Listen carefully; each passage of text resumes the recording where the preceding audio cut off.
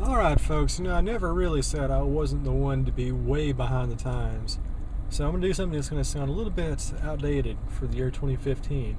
But it's sort of an analysis of a somewhat recentish film that came out, and that film is the ill-advised 2013 Robocop remake. Now, like I said, I know it's late, but it actually took me 2.5 years to actually get around to viewing it. So I finally got a hold of it, and by now we all know about my adulation for Robocop. It's one of my 10 all-time favorite movies, regardless of genre. It's a fantastic satire, one of the greatest action films ever made, certainly one of the most intelligent, and as I've said in other media formats, it really is the greatest critique of capitalism ever written. Das Kapital doesn't have anything on Robocop as far as being a subversive work. So anyway, while the 1987 Paul Verhoeven film is an absolute, utter masterpiece of political action, horror, humor, the 2013 remake was, for lack of a better term, just kind of flat. And you look at the movie, and the really tragic thing here is there actually, I think, was a little bit of a possibility that it could have been a really, really good film. Obviously, the director of it was a guy who is extraordinarily talented. His name is, I believe is it Jorge Padilha? Jose Padilha. I sound so American and ignorant by not really knowing the guy's name. But all you really need to know about the guy is he directed the Elite Squad films in Brazil, and they are absolutely fantastic. They're among the best action films, certainly the most cerebral and well-structured action films throughout the world to come out of the last 30 years, in my opinion. So the guy who made it obviously has a ton of talent. Robocop was supposed to be his big Hollywood breakthrough, but unfortunately, because the film turned out just so turgid, basically he kind of had his film career kind of derailed before it even began. And it's really unfortunate because, like I said, the guy is an absolutely fantastic filmmaker. He's made great movies in the past. I think he definitely had the potential to make even better films in the future. But, the same thing that happened to Fred Deaker.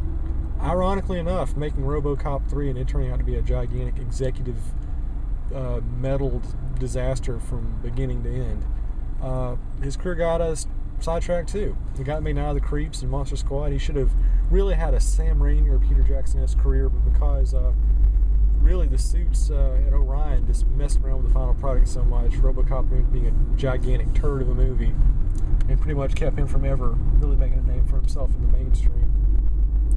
And obviously with this Padilla guy, he's kind of in the same boat.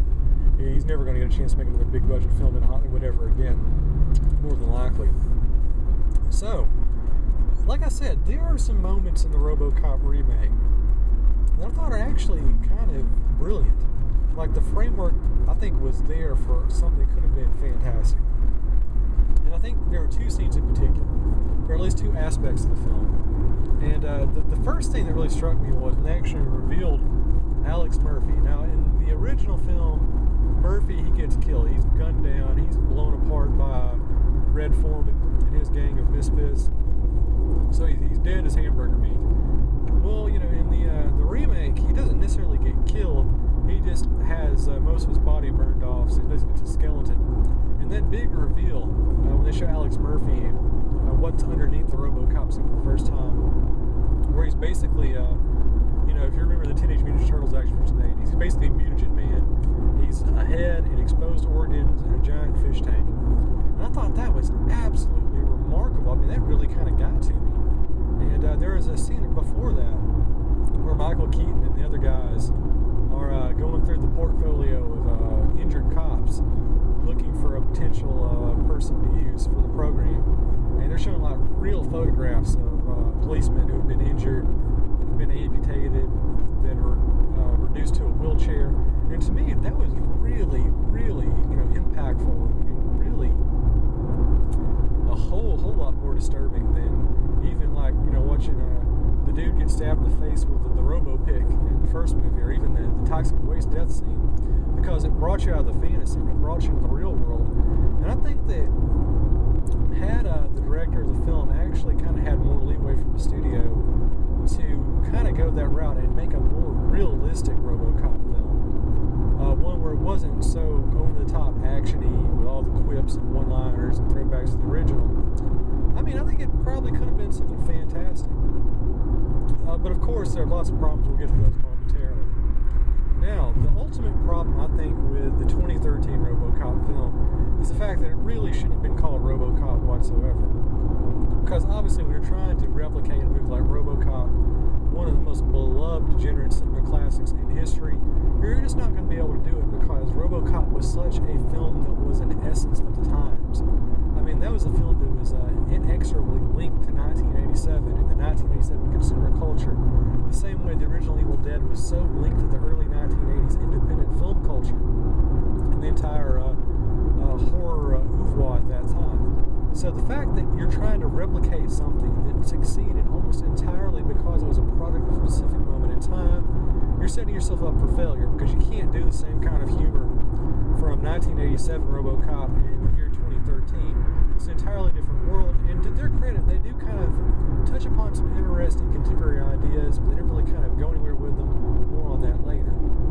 So if this movie would have been called anything other than Robocop, like if it would have been, instead of being a film about a Detroit police officer turned into an android, if it were perhaps a film about a returning Iraq war citizen who was transformed into some super soldier, or some private company was trying to like turn a guy from Afghanistan into a drone warrior or something like that. Of course, it would be considered a ripoff of Robocop. It would obviously be inspired by it, but it would be a film all its own. And I think if you would have went with that framework, they definitely would have had a whole lot more to work with. They would have had a little bit more opportunity to kind of create their own story and kind of carry some of the really great thematics that were never really capitalized on in the 2013 film, and kind of expand upon that and really make it a unique and great work all its own. So basically from there, and another problem, this is really the thing everybody else kind of brought up. I mean, you're going to do a movie called Robocop and make it PG-13. It's just not going to work because the over-the-top violence is necessary, because the entire film series itself is a commentary on the over-the-top violence of American media. So, I mean, you really can't go in there and do a dry Robocop film. You got to have the violence. You got to have the gore and the gunge and the foul language, because that's basically what the film's about. It's about making fun of that. It's about showing as excessive and unhumanistic and our really, soulless media reaction to tragic events. So making it PG-13 definitely, I think, kind of give a lot of opportunities for being sport and kind of being as a vicious a parody as the original film was. And I think overall there were some things in the 2013 film where I kind of liked what they tried to do, but it really didn't pan out. For example, they didn't really kind of go for like the over-the-top making fun of broadcast news element. Instead, they kind of had Samuel L. Jackson doing his best Bill O'Reilly impersonation, and that whole subplot about the anti-robo police officer program, that legislation. Really, you kind of think about it. There's everything going on today with the militarization of police in Ferguson, what's going on in Baltimore. Maybe if they would have waited until now to make the movie, I think you could have had some really, really interesting subtext that could have perhaps made this a better movie, but of course that's neither here nor there. We're talking about the film as it is and not what could have been, theoretically. But, the Samuel L. Jackson thing, I thought he did a pretty good job. It was just very ham-fisted. It seemed like it was kind of shoehorned in there to kind of create some sort of political subplot. But really, the big thing about this film that I thought was just so great, that never went anywhere, was that obviously it was very, very aggressively against the whole NSA spying. That's kind of the subtext of the entire film. Because you have Robocop, he's linked up with all this technology, and there's cameras all over Detroit, and he's breaking the Fourth Amendment. He's going around collecting data. He's spying on people. He's using ill-gotten video footage to prosecute people, becoming a rogue. And to me, I think that's really probably the most interesting thing about the film, other than the previously addressed police militarization angle from earlier, that I thought really could have made a much better film. because they never really go anywhere with it. They never get into the morality of it. You know, is it right that the police are doing this for safety? I mean, at least The Dark Knight went into that territory, right? They kind of played around with it. You know, does it make you just as bad if you have to kind of break your own rules of engagement to conquer evil? And you don't really see that in Robocop, which is strange because Robocop himself is supposed to be such a humanistic character, such a conflicted machine, something that's half man, half cyborg, something with emotion, something that's going bound by duty. So the fact that that never really got implemented, I think, was another major problematic area with the plot. Now, for those of you that aren't familiar with the backstory behind this particular film, basically the suits to the film company absolutely butchered the movie. The director went in with all these really fantastic ideas, and they shot them down. So from the get-go, it was just really a compromised work. And compromised art is not really art. It's just formulated, corporated movie nonsense. And ultimately, Robocop 2013 ended up being a pretty miserable failure with some good ideas sprinkled throughout, which they could have been executed in a much better film at a later point. But like I said, it's a film that, while it is pretty bad overall, I thought Michael Keaton was wasted. I thought it really didn't capture any of the humor of the original. Yeah, Jackie Earl Haley, or whatever his name is, running around just being annoying. And to be honest, you know, the film was just so dark most of the time. The action sequences were just headache-inducing because you really couldn't see anything. There's just bullets going everywhere, and they became formulaic. And I mean, there were some attempts at humor. You had the one guy saying he wouldn't buy it for $1. Let's see, you had the part where Robocop finds a guy who's stoned, and it shows up on screen totally stoned. So, I mean, the humor was there. It's just completely misplaced and nowhere near as subversive and in tune with the culture as the original film. So, it's just a big old muddle of a movie. Just a big old mess. And there probably won't be a Robocop 2015 or a Robocop 2016 anytime soon. And for good reason. Because this is just yet another example of, even when you have someone with a lot of talent, who has a lot of good ideas, you know, unless you let them go with their own direction, you let them create something all their own, which is basically an entirely different movie. Because, I mean, we've had good remakes in the past. I mean, The Fly by Cronenberg was fantastic, but then again, it bared virtually no resemblance to the original film whatsoever. Same thing with John Carpenter's The Thing. A great, great remake, but it's great because it went its own direction. It didn't try to emulate the film before it.